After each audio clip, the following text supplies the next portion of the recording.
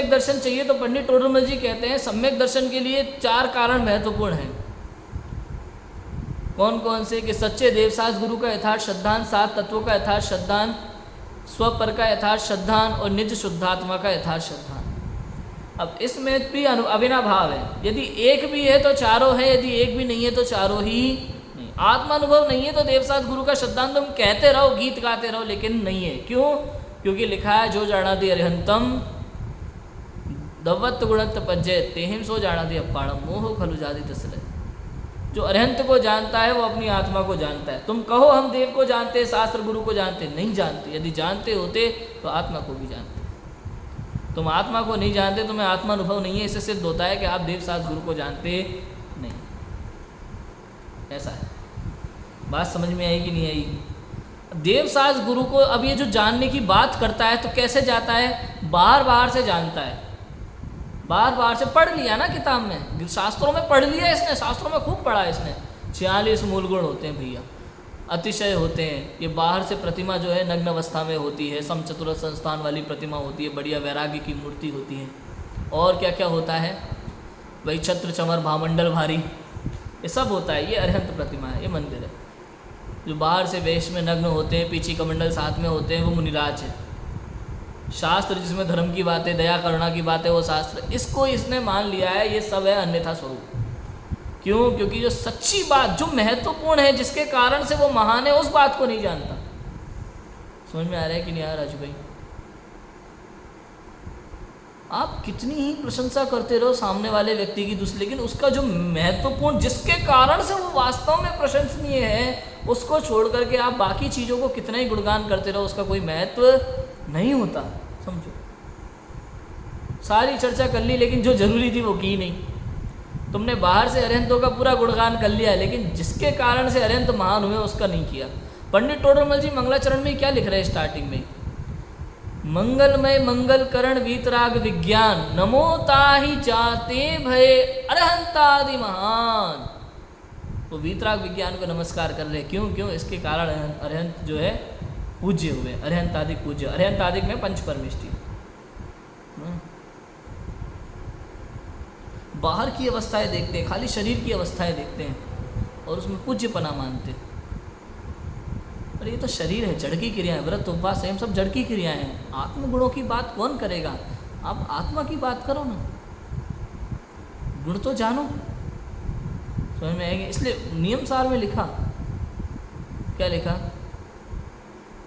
अरिहंत सिद्ध आचार्य पाठक साधु है परमेष्ठिपण, सब आत्मा की अवस्थाएं आत्मा ही है शरण। यह है महत्वपूर्ण। ये अरिहंत सिद्ध आचार्य उपाध्याय साधु कौन है?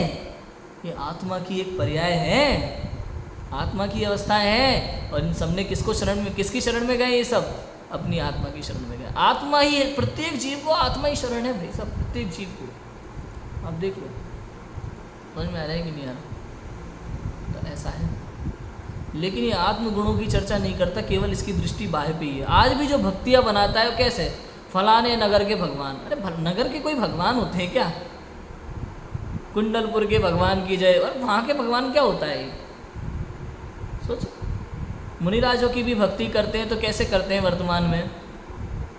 कि भैया फलाने गांव में जन्म हुआ था और उनकी तिथि कौन सी थी, उनके नक्षत्र कौन से थे जिसमें उनका जन्म हुआ, माँ के लाडले पिता की आंखों के तारे, पता नहीं क्या क्या गाते हैं। ये कोई इसके कारण से वो महान हुए क्या?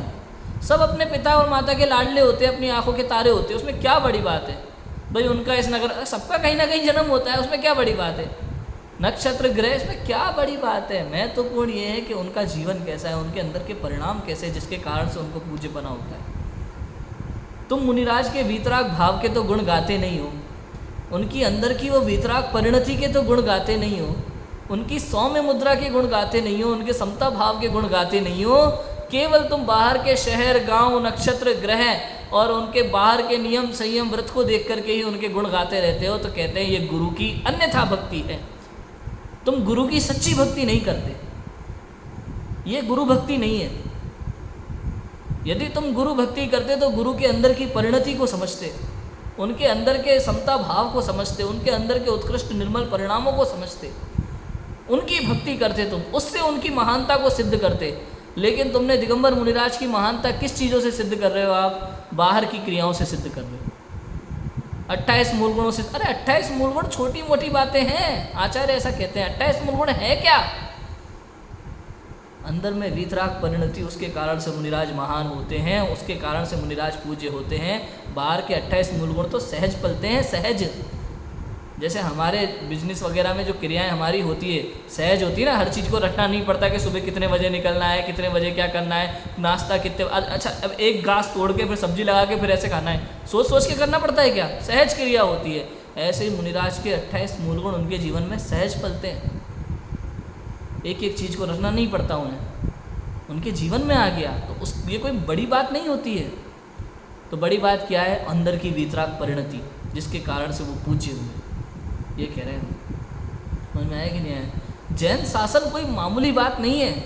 लोगों को खबर ही नहीं है कि क्या बात कर रहे हैं, किसके विषय में बात कर रहे हैं। दिगंबर मुनिराज माने चलते फिरते सिद्ध, भगवान, त्रिलोक पूज्य, सर्वोत्कृष्ट पद, परम पूज्य, जो पंच परम पद हैं उसमें मुनिराज को शामिल किया। आचार्य उपाध्याय पांचों को समान रूप से नमस्कार किया था। नमोकार मंत्र में भेदभाव नहीं है, समझ में आया कि नहीं? पंच परमेष्टि पूजन में समान रूप से पूजन की सबकी, भेदभाव नहीं है।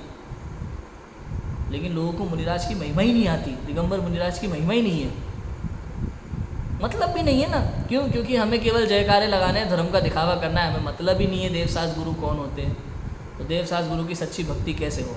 लेकिन मानता है कि मैं सच्चे देवसास गुरु का भक्त हूँ। क्यों? क्योंकि मैं अन्य कुदेव कुसास गुरु को नहीं पूछता।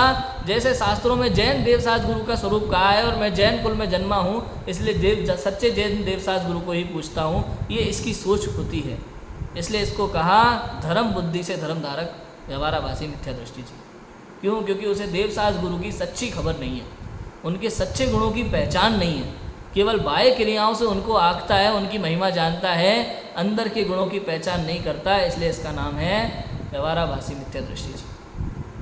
समझ में आया कि नहीं आया?